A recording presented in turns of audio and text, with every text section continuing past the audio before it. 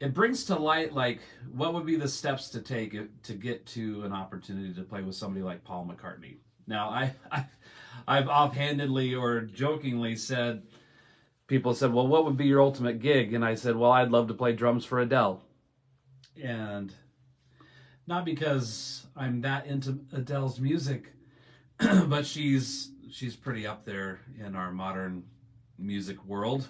And what would it take to be in Adele's circle? And so those are the kind of things that I'm working on to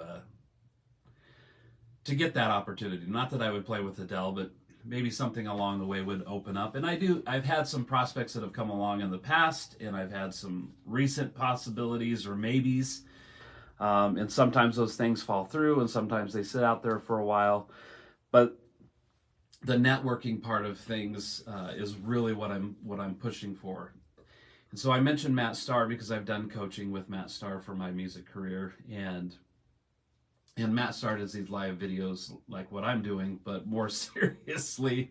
He's not, he's drinking coffee, but he's not laughing and telling you about his entire weekend and those kind of things. It's like direct and straight to the point, which is part of his business. But he did a video yesterday about, who you're going to take advice from and taking the right steps. And I commented, I said, just truthfully speaking, I just follow what Matt Starr says.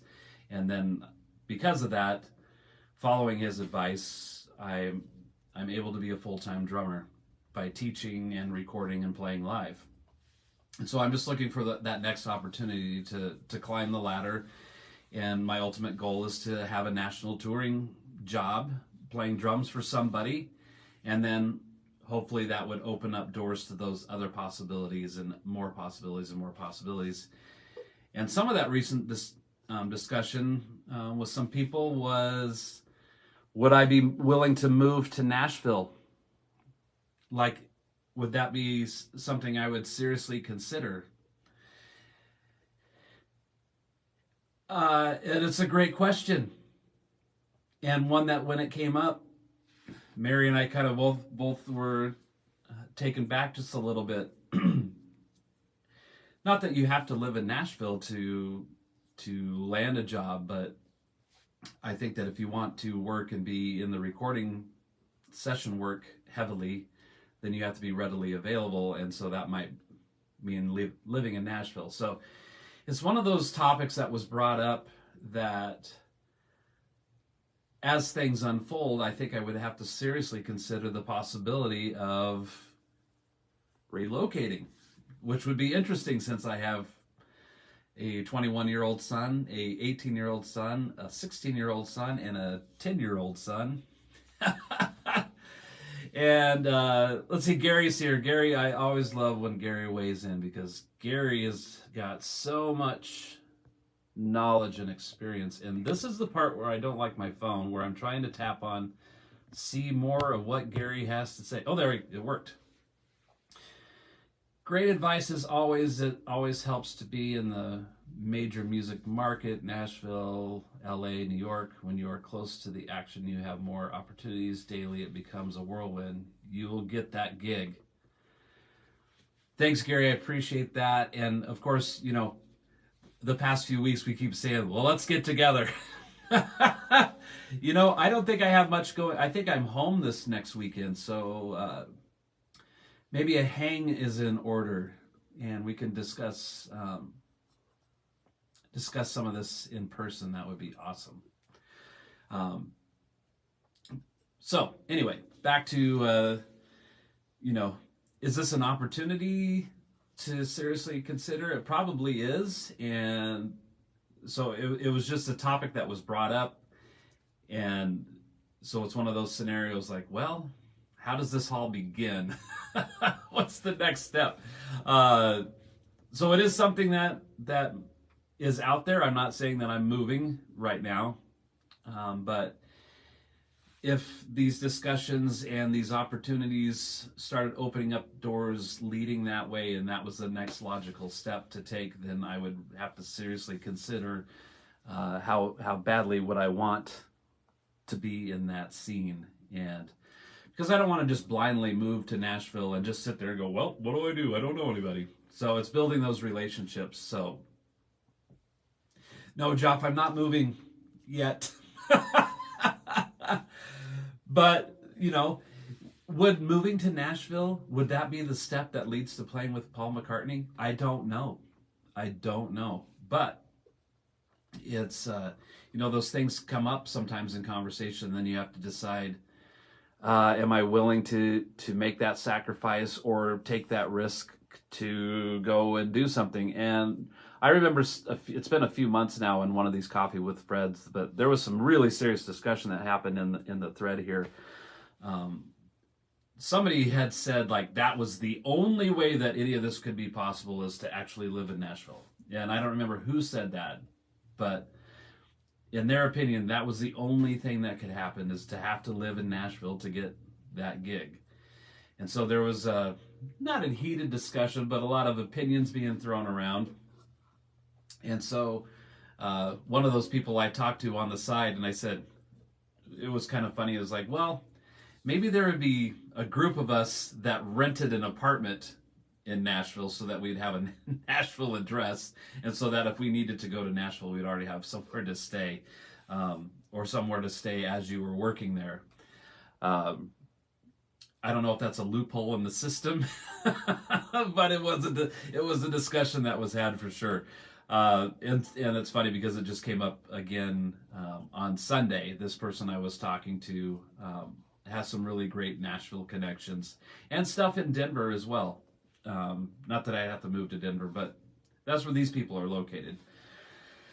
So, all of this stuff is mindset things that I've been coached along in a way of thinking and a way of approaching things, and then just taking action and being, proactive in these areas.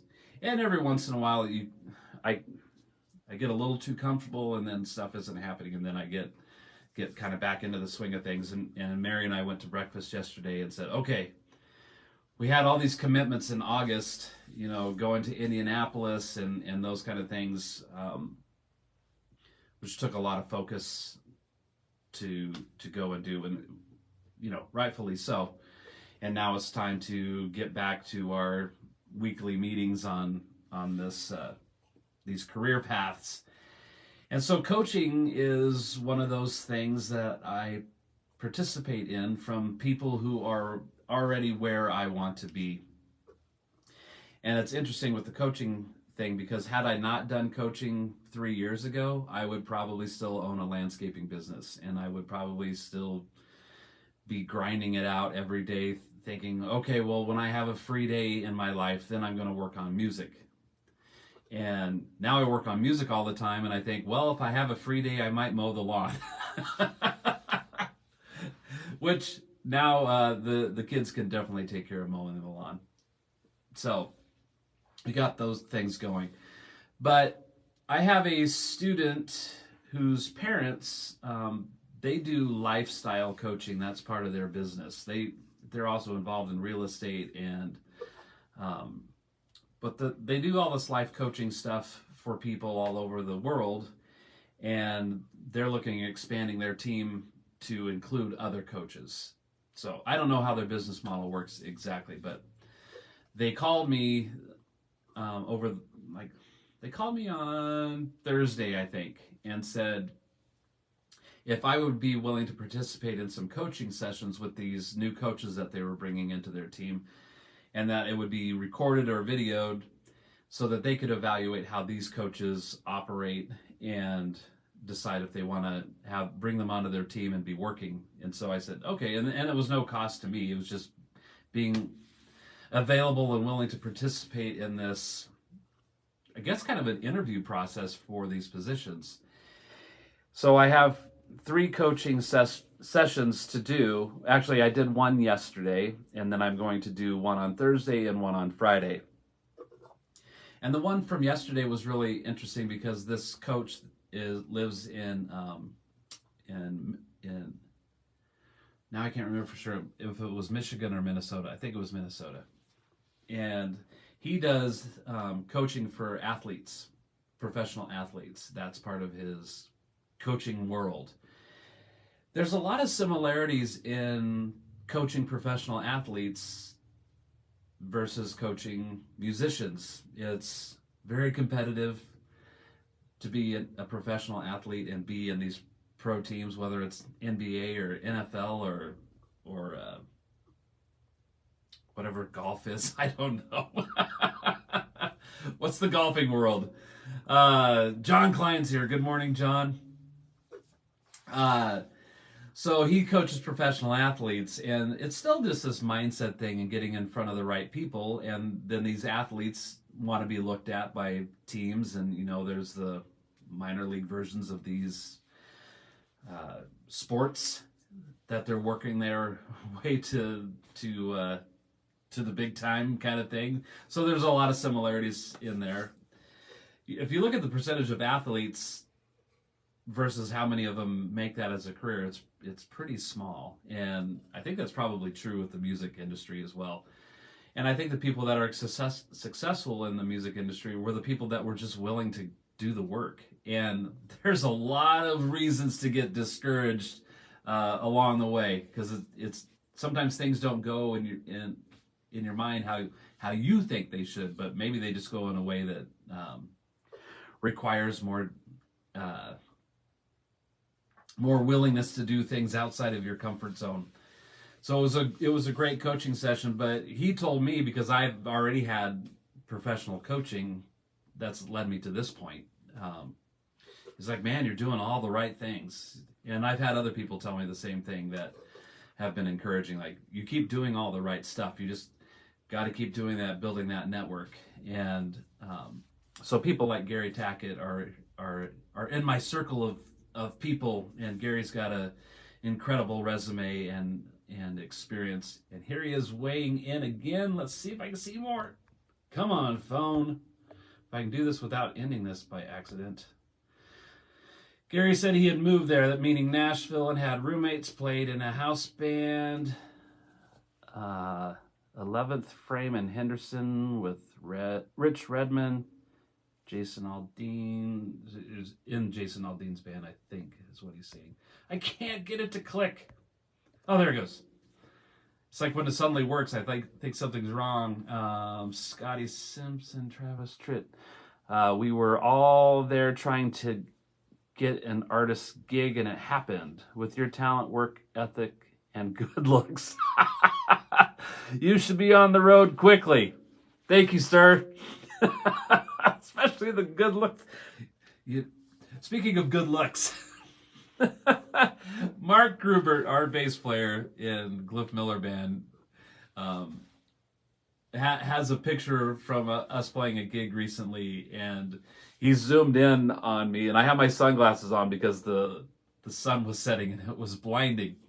So I'm drumming and I'm kind of looking up, because the way that the roof of the stage was, if I looked up and leaned back a little bit, I could just like barely be in the shadow, and it was easier on my eyes. But the way I'm looking and I'm drumming, Mark said, you look really majestic. So he kept calling me Majestic Fred all weekend.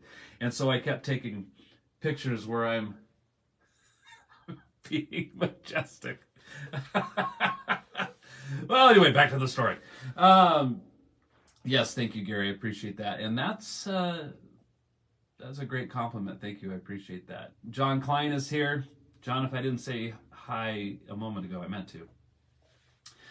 John is another musician who's quite good at what he does, and it's nice I can call that guy my friend now, because I think we've known each other for a long time, but just recently connected. And what a cool dude to know. Joffrey, I agree with Gary. Thanks, Joff. I appreciate that. So just being a drummer, that's, I always tell my students that ability is a must, but attitude is number one. And I think I'm pretty confident in the abilities that I have. And can a musician always be better at what they do? Of course. Of course. And sometimes, depending on who you're playing with, can help those areas of your your craft grow, because maybe you have to adapt to a certain style of music, and so that makes you play a certain way. And I recognize that. Cliff Miller is more country rock. So when I started playing with him, I had this small learning curve. Okay, I have to drum a little differently playing that style of music than I do with midline, which is hard rock, hammering nails kind of playing. I played in a soul funk R&B kind of a group years ago, and that drumming's a little different as well. To me, it's just drumming, but you have to play a certain way to match these different styles of music. But those situations made me have to change my technique a little bit and my approach to the instrument to play appropriately for those kind of things. So, having abilities, that's a must, but having that attitude is number one, and being in a servant role. Like, what can I offer to help make this whole thing better? And I may have mentioned Dave Edgar before. He is as far as I know, he's regarded as one of the number one cellists in the world right now. And through my circle of friends, I got to meet with him, and I've worked with him on occasion. And he's been right here in this room and recorded cello tracks for a TV show, The Last Days of Ptolemy Gray. I think I mentioned that before, starring Samuel Jackson. So if you ever watch episode 5, which I think that's on Apple TV, it's a short series. It's great. But all the cello work that you hear in episode 5 was recorded right here where I'm sitting now. And I asked him because I was talking about session work, and he said, it's basically people have a problem and they need you to solve it, is what he said. And so it's just being available, and that you can provide a service to help them accomplish what they're doing. And so that's kind of that part of that mindset thing with I lost connection for a second. Hopefully we're all still good. Sorry about that. Is my microphone still on? Yes, it is. Good. I had this thing just pop up that said reconnecting. So let's see. So the coaching thing is really, really cool. And like I said, Matt Starr was really instrumental in getting me out of the starting gate. This began in January of 2019 is when I started working with Matt, and I highly recommend working with Matt. His process of coaching has changed drastically from when I first did stuff with him. And when I first did coaching with him, he was pretty new in the coaching world as well. So now we've known each other probably 10 years or so, or close to that, 9 or 10 years. And so he's been doing coaching about that same amount of time. But if you're a musician out there and you're looking for help, like real help, I would check out Matt Starr. I'm a big fan of Matt's, just as a friend for one, and somebody that's really made an impact on my life and how I think and approach things. So that's when that started. The other aspect, it was when I first met him, was make teaching my number one thing, because that would get me out of owning a landscape business, and that took about 2 years to make happen. So none of this stuff necessarily is going to move fast, and so having patience is important. And then something might come along and boom, you got to go. So there's one artist in particular, I won't mention who they are, but this has been like a thing that's been going on for about 3 months, where there might be a possibility I could get in with the band as the drummer. And if that situation actually came along, it most likely will be, are you available to do this? And if the answer is yes, you got to leave right now, because we got a gig tomorrow. And that's probably what's going to happen. That would probably be the scenario if that happened. So I'm ready to go, though. I'm ready to go if that happens. So the coaching thing is really important, but sometimes they bounce around, as you know. Making teaching my number one thing, because meeting with him and several other people who are way up the ladder than I am said, most of these guys that go out and tour, they still have a job that they come back to. They still have to do something. They have to have another stream of revenue coming in, and that's why I've been working on multiple streams of revenue. Teaching, session work. I can record drums right here, and it sounds great. Playing live gigs. I've got an Amazon affiliate part of that program, so as I recommend drum gear to students, I get a small commission off of that. And I would continue I was recommending all of this same product for 10 years, 12 years to students, because I've been teaching like on the side for about 12 years.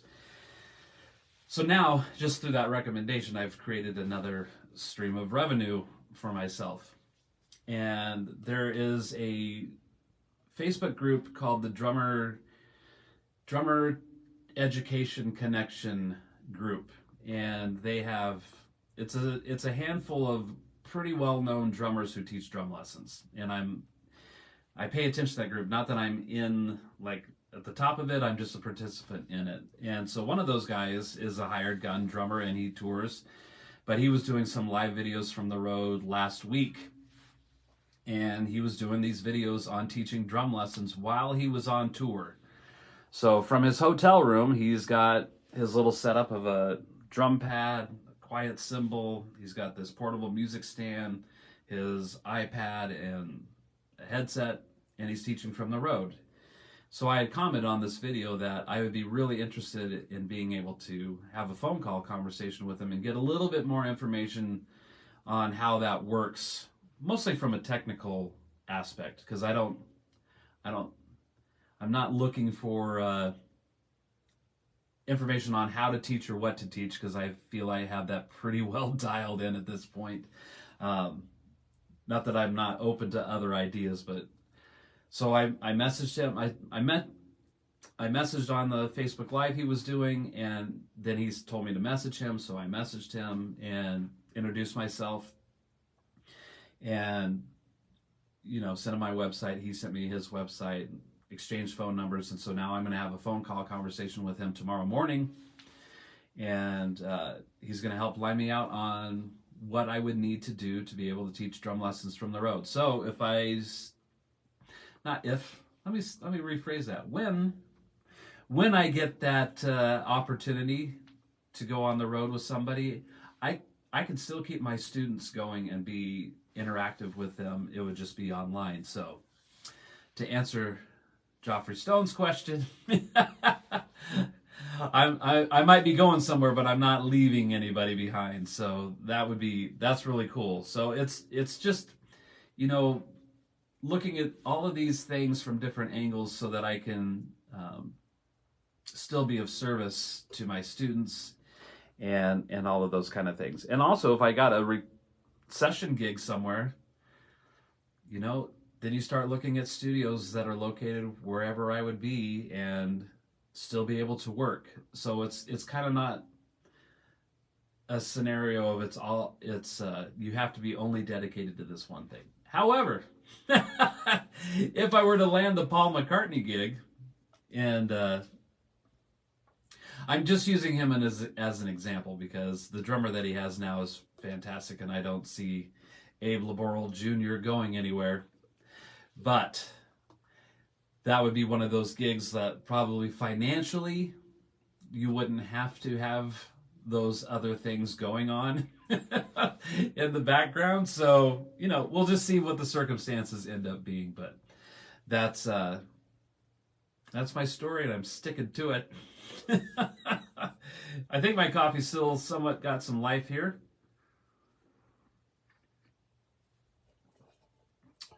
So, I've gone over this a few times, and I'm not saying sorry, but every band is going to do whatever they believe is the right thing to do. there's songs that, especially the cover band stuff, yeah, well, original bands too, like your songwriting abilities and all of that, and your business models tend to live in a circle that's based on the knowledge and experience that they have at that time.